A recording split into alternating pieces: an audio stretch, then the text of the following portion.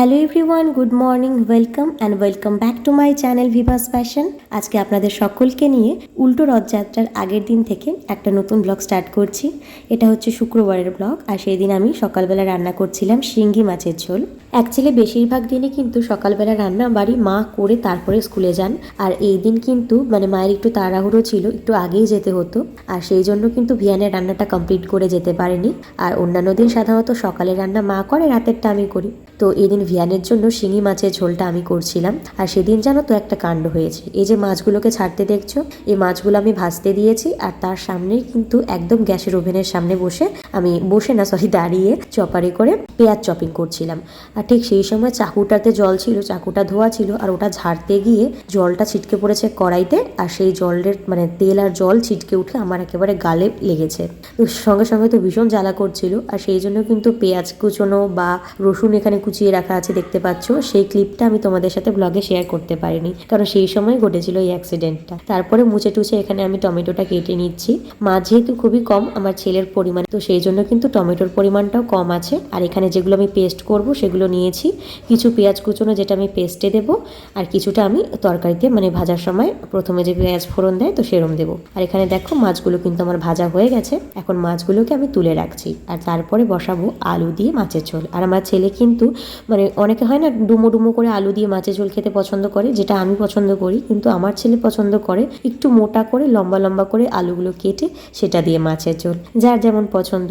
আর এই পছন্দটা কিন্তু আমার হাজব্যান্ডেরও আছে, ওরও কিন্তু আলুর ঝোলে আলু একটু মোটা মোটা করে লম্বা লম্বা করে কাটলেই ভালো লাগে। আর আজকে ছেলের কথা মতো সেভাবেই কেটেছি। আর ও কিন্তু আমাকে বলেও দেয়, জানেন তো, যে মা এমন করে কাটবে না, লম্বা লম্বা কাটবে, তাহলে আমার ভালো লাগে খেতে।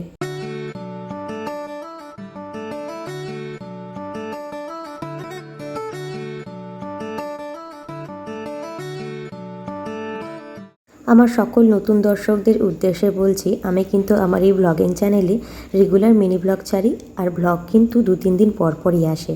আগে প্রত্যেক সপ্তাহে আমার 4 দিন নির্ধারিত ছিল, যেই 4 দিন আমি ব্লগ দেব, আর এখনও কিন্তু আমার চ্যানেলের ব্যানারে সেই 4 দিন উল্লেখ করাই আছে। সেটা আমার চেঞ্জ করা হয়ে ওঠেনি। তবে এখন কিন্তু আমি ওই নির্দিষ্ট ডেটে দিতে পারছি না, তার কিছু কারণ রয়েছে। কারণ আমি সবে মেকআপ ক্লাস জয়েন করেছি, তো বেশ কদিন হলেও মাঝখানে আমাদের ক্লাস অনেকবারই বন্ধ গেছে।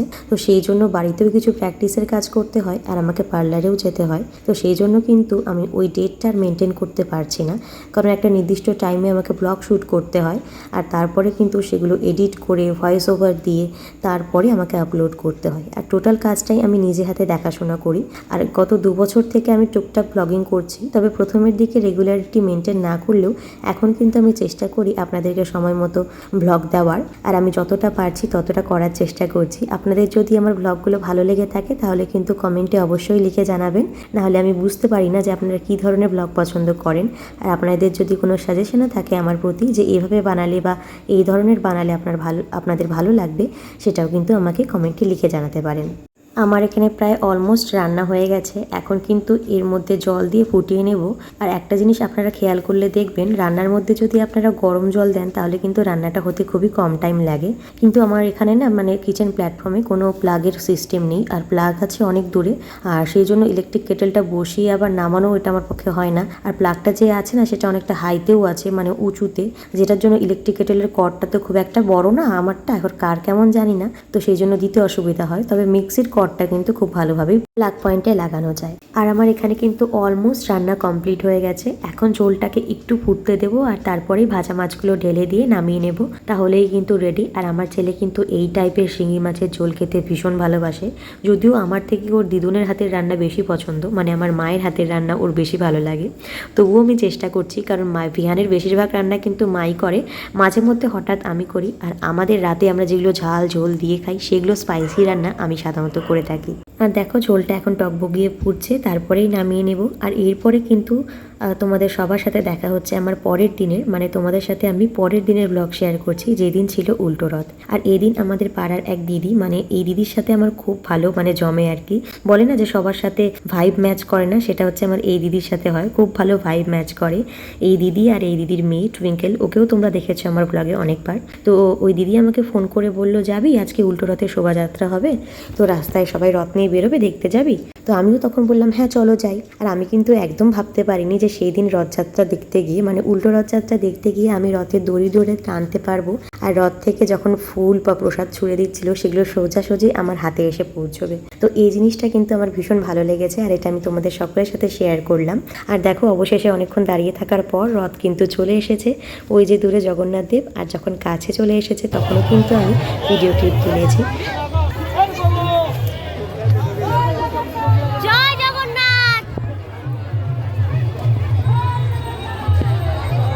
আর সেদিন যেহেতু শনিবার ছিল তাই কিন্তু আমার সুবিধেই হয়েছিল, যেহেতু শনিবার আমরা এমনিতেও নিরামিষ খাই, আর সেদিন উল্টো রথ থাকায় আমি কিন্তু স্নান ধান করেই গেছিলাম, আর জগন্নাথ দেবের রথ আমি ধরতে পেরেছি। আমি কিন্তু একদম আশা করিনি যে এটা আমি করতে পারবো। আর সেদিন দেখো মানে আমরা সবাই মিলে এত মজা করেছি, আর বলে না ভগবান না চাইলে কোনো কিছুই সম্ভব নয়, সেটা কিন্তু সেদিনই প্রমাণিত হয়েছে। আর আমার পেছনে দেখো অনেক বিদেশিনী এখানে নাচ করছে, তো ওদেরকে দেখে না আমার খুব গর্ব হয় আমার ধর্ম, আমার দেশকে নিয়ে। এটা বললে হয়তো অনেকের খারাপ লাগতে পারে, কিন্তু এটাই না সত্যি। দেখো আমাদের ইন্ডিয়ার সনাতন ধর্ম এমন একটা ধর্ম যেটা বিদেশের মাটিতে পর্যন্ত পৌঁছে গেছে, আর সেখানকার মানুষেরা জাতি ধর্ম নির্বিশেষে তাদের দেশ ভুলে, সমস্ত কিছু ভুলে আমাদের এখানে এসেছে। রথযাত্রা থেকে আসার পর আমরা গেছিলাম একটু শপিং করতে, আর দিদি আর বৌদিদের সাথে গেছিলাম। হ্যাঁ হ্যাঁ ইনি নিলেন, কাপড়গুলো নিয়ে যান, বিল করুন।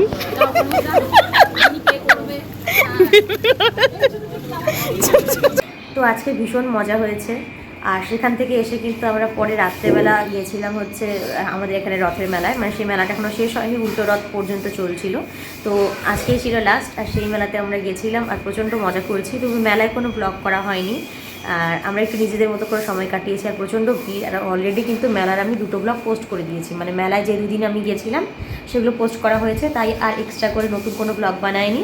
তো ভিডিওটি যদি ভালো লেগে থাকে তাহলে অবশ্যই একটা লাইক করো, আর চ্যানেলে নতুন হয়ে থাকলে চ্যানেলটা সাবস্ক্রাইব করে নিও, আর পাশে থাকা বেল আইকনটা অবশ্যই হিট করে দিও যাতে সময় মতো নোটিফিকেশনগুলো তোমাদের ফোনে পৌঁছে যায়। ততক্ষণের জন্য বাই, দেখা হচ্ছে পরের ব্লগে।